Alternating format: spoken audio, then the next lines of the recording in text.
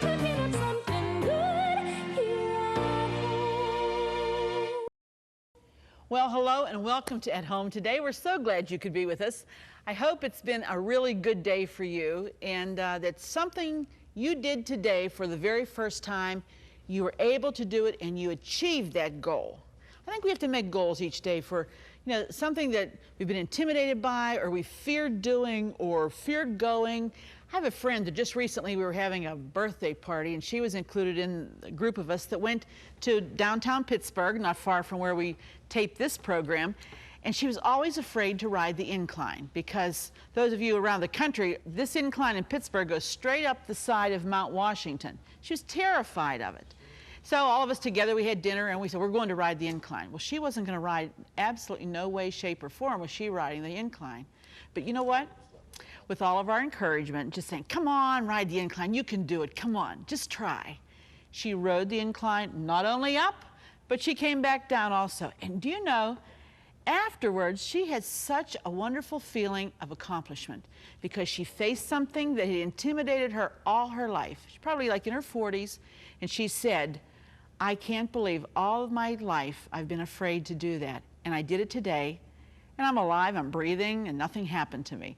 So sometimes we have to face those things that are intimidating us and just plunge on forward, and then you have such a feeling of accomplishment, you're glad that you did them. And I hope that if some of those things are intimidating you, you'll just say, wait a minute, I'm going to take charge, and I'm going to try it, and go ahead and do it. You'll see how much better you feel. I'm talking to me too here, not just you.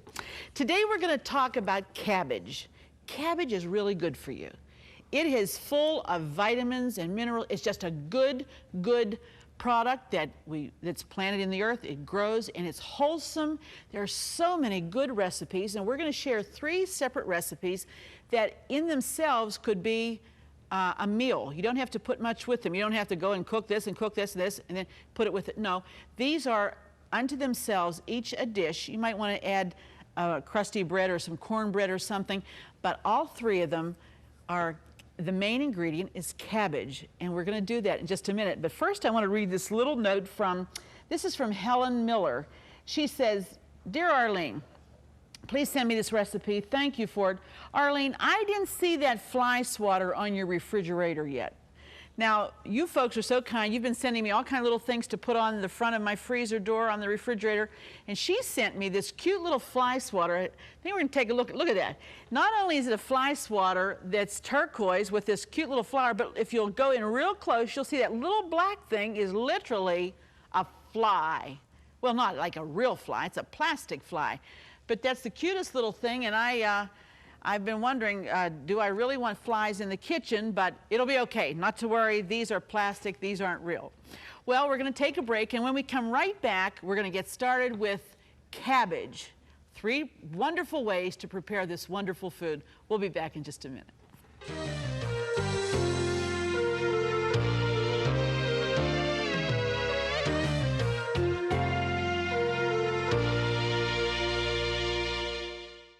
Here's today's at-home hint.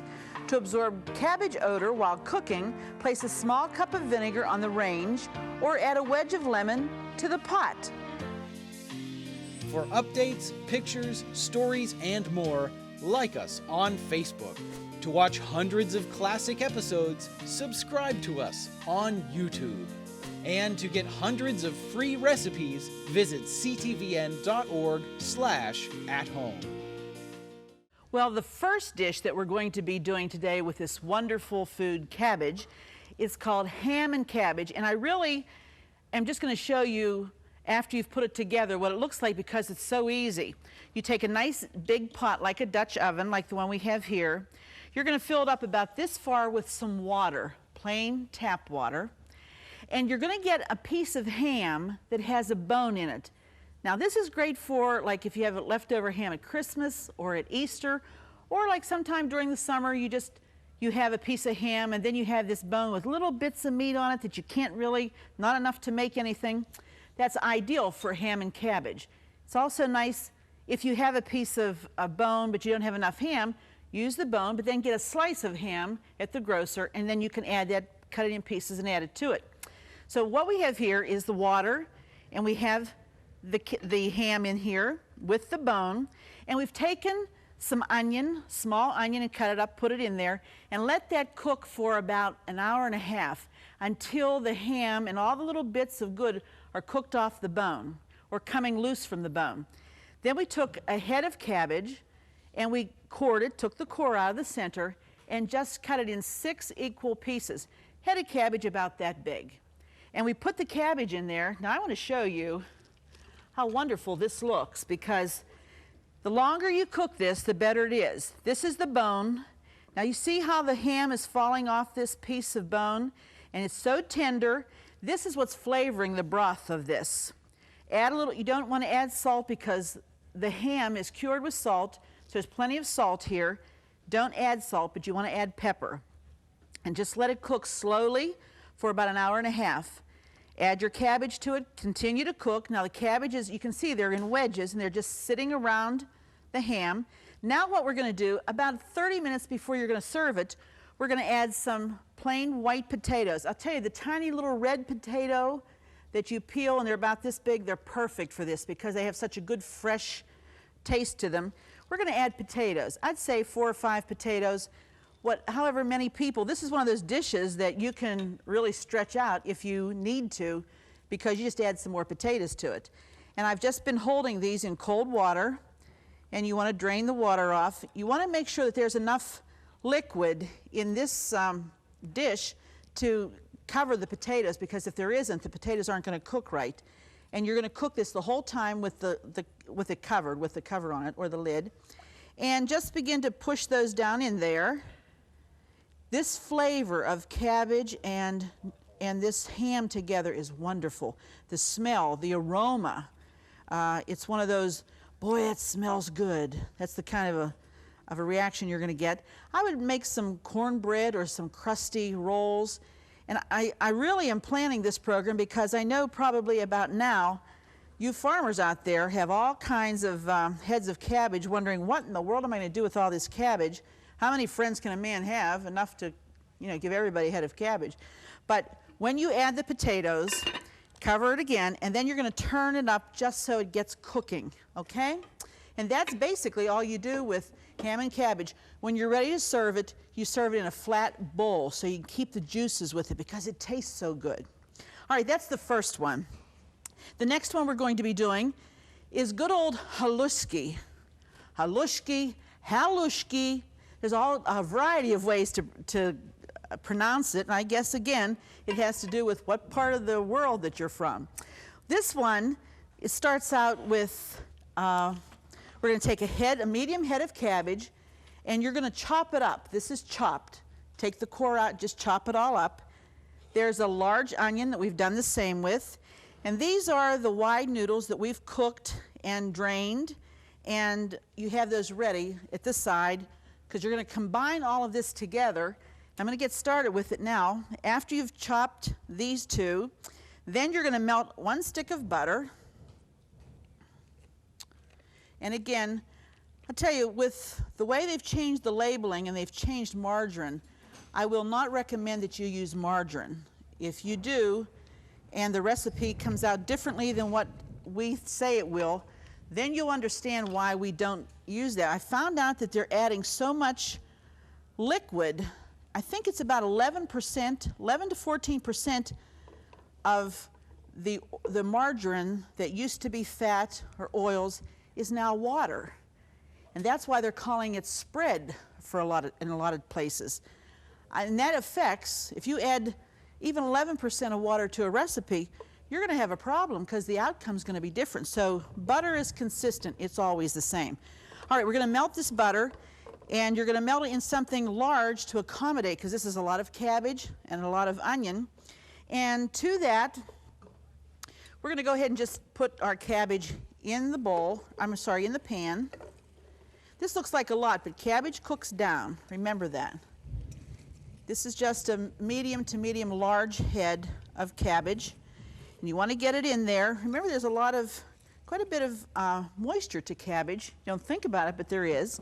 And the onion's what's going to give it flavor. Now, the girl that works with us here, her name's Sandy, and she's over there behind the camera. She said, Arlene, I thought it was the noodle that was called haluski. I didn't realize it was the dish because her family had given her a recipe of how to make the fresh noodles that she said you would scrape off the dish and whatever. And she said, that's what I thought. It was cabbage and haluski. Well, where I came from, they always call the whole dish, the cabbage and noodles, is called haluski. So that's why I said there's a variety of ways of saying it, and there's a variety of meanings. Now you're going to want to let this cook for a while so that it begins to fry up, and you need to really get it going good because it really is supposed to brown also. Now once you've done that, we're going to salt and pepper this, and you want to just go easy with the salt. You don't want to get it too much. I'd rather let people salt at the table than you to put too much in it when you're preparing it, because once you've done that, there's nothing you can do. You're committed. And we're going to let this get brown. Now, you'll see that as it starts to cook, this is just chopped. We just chopped this on a board, taken a knife and just chopped it up. Keep chopping it until it becomes really evenly cut into pieces. And you can see it's starting to get the oils or the butter starting to coat. You want to keep it moving. See how we're doing here with, I'm going to turn my potatoes up. This is one of these dishes also, like the ham and cabbage, that you can just keep adding. If you have more people stopping by, add some more cabbage. As big a vat or a bowl or a pan that you can get, that's how much of this you can make at a time. So, you know, you can have the whole neighborhood if you want to, but it's good for you. I remember a girl that I used to work with who was from England, and when she would cook cabbage, she would boil it, and then right before they were ready to eat, she would drain it off and put a little bit of salt and pepper on it, and then just sprinkle milk over it. Put the lid back on. There was something that milk did to it that she said, that's the best cabbage. It tastes so good. And she was right. It was delicious. So that's another way you can prepare cabbage. Just boil it and put a little bit of salt and pepper and some milk on it. Now we're going to let this cook down some more because it's really important to let the cabbage cook. This is one of those dishes you don't have to keep moving it, but you do have to let it start to brown. And what we're going to do is let it brown, then we're going to add 1/4 cup of Crisco oil to it. And we're going to continue to cook. It smells wonderful. You put onions and cabbage together, it smells tremendous. The last thing we're going to do is add our noodles, and then that will just incorporate all the flavor together, and that's your meal. And it's a hearty meal. It's delicious. This is good if you want to do something on the grill. Maybe you want to do some grilled pork chops or some grilled chicken breast. This with the chicken breast would be wonderful. Well, we're going to be back in just a minute. We're not through yet, so stay with us. Here's an important message for you.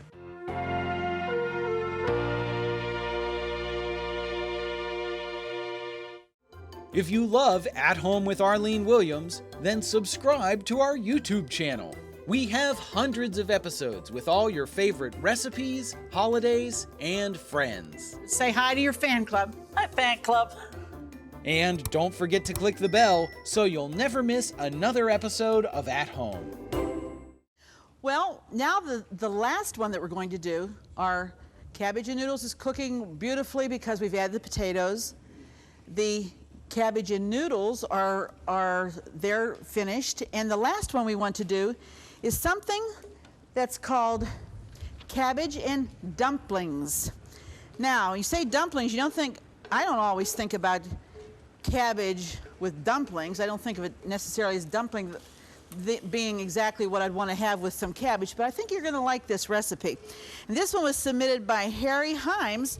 I'm going to thank you, Harry, for letting us get an idea of what you'd like to have at your house, because that gives us the opportunity to try it here at home too.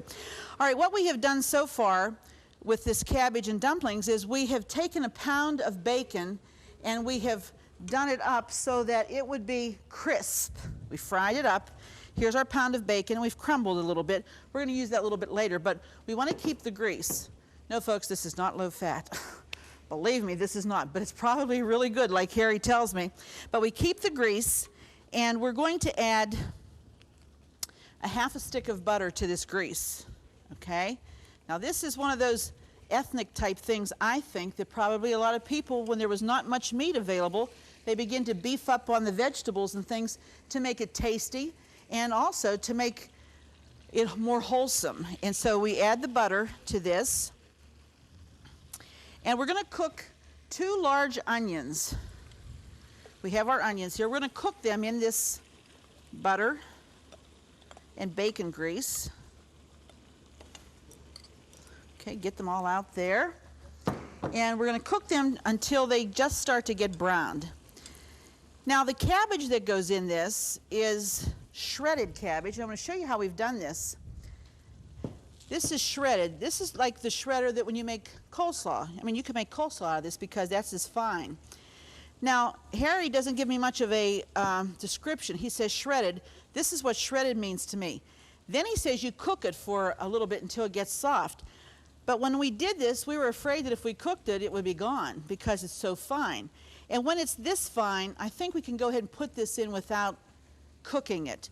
So if you cut it up or don't shred it as fine as this, you need to pre-cook the cabbage just a little while, 4 or 5 minutes, just until it gets soft.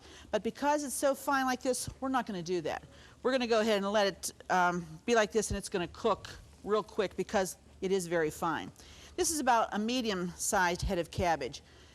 And you know, there are a lot of ways, like coleslaw, like these dishes that we're preparing today for you, that you can do with cabbage, but there's so many, many more. And if you have one that you really enjoy preparing for your family, how about sending it to me? Maybe we'll take a look at it, and if it can work out, maybe we'll just do it at home sometime, just like Harry did when he sent us this one. All right, these are cooked. Now what we're going to do, we're going to add our cabbage to the skillet along with the onion. That combination of onion and cabbage is really a winner, let me tell you that. And I think I'm going to not do all of that cabbage because it looks like we're getting pretty full here. And I'm going to make the dumplings now. You have to have your pot really going to do the dumplings. Get your pot of water because you're going to cook them in a separate pot from the cabbage. You mix this around real well. You can imagine the flavor and the smell with the bacon, butter, onion, and then the cabbage. This is an incredible smell, and the aroma, and I'm sure it's going to taste real good too. Now, Harry says that the dumplings he makes is the recipe that's on the back of the Bisquick box.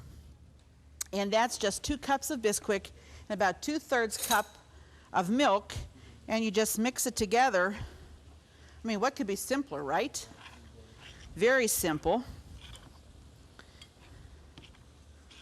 And we're going to just mix it until, no, this seems like it might be just a bit dry. I think we're going to need a little bit more milk on that. Let me get some here,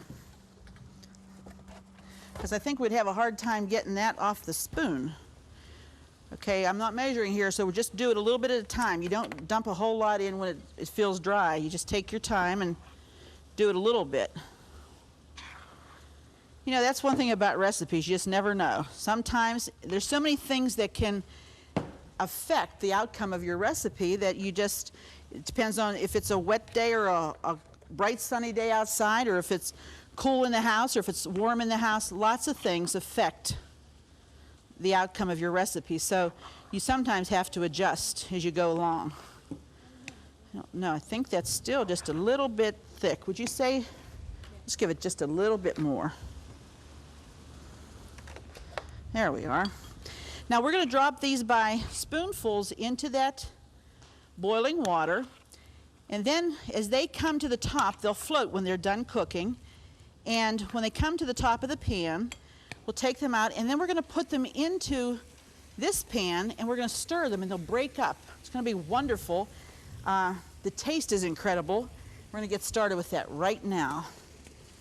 You have to be very careful. You don't want the children around when you're doing something like this, because this is no easy feat here. We don't want them getting into trouble with this boiling water, so just be careful.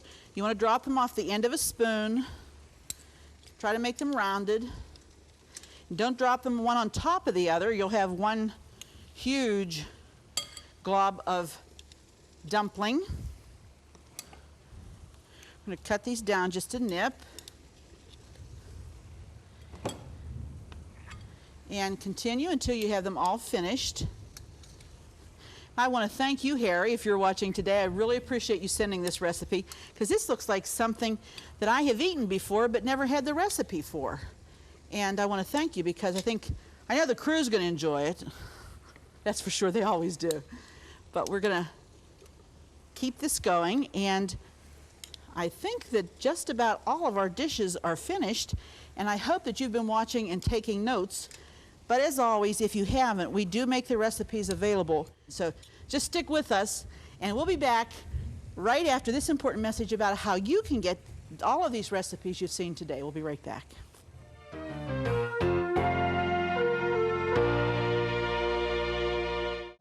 To get all the recipes from today's show, plus hundreds of others, just click the link in the video description or visit our website, ctvn.org/at-home.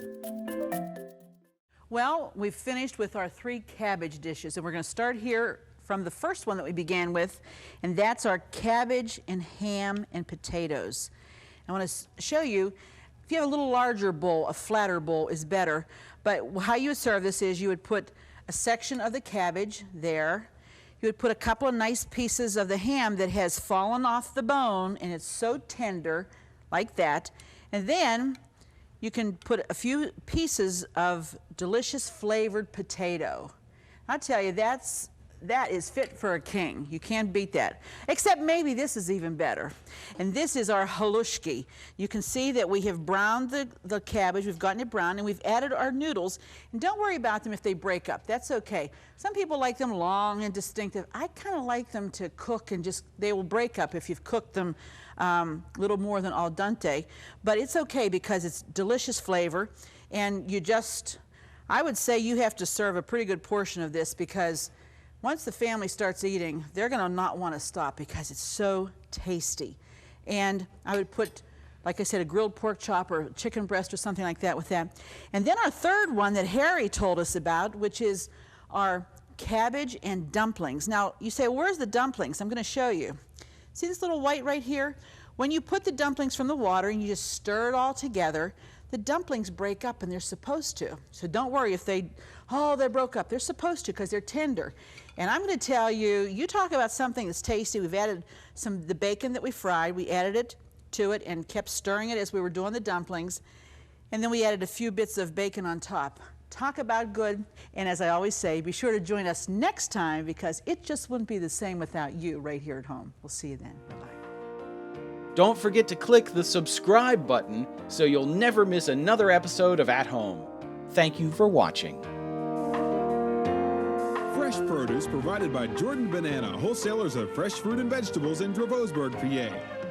Cookware provided by Woolies. Your favorite gourmet deserves the best for less from Woolly Balcony Cookware. Groceries provided by Foodland, where the answer is always yes. Cornerstone Television wishes to thank all our faithful viewers whose consistent prayers and financial support have made this program possible.